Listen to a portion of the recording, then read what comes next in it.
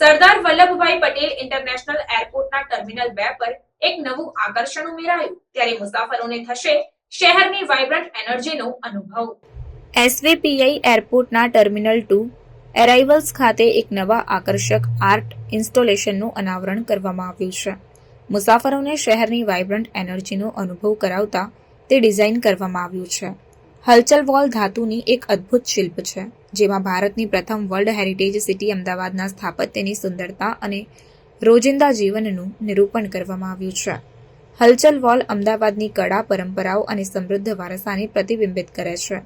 તેની અનુપમ ડિઝાઇન અમદાવાદની પોળ અને અન્ય મંત્રમુગ્ધ કરતા જીવંત ગુજરાતી પાત્રોને દર્શાવે છે।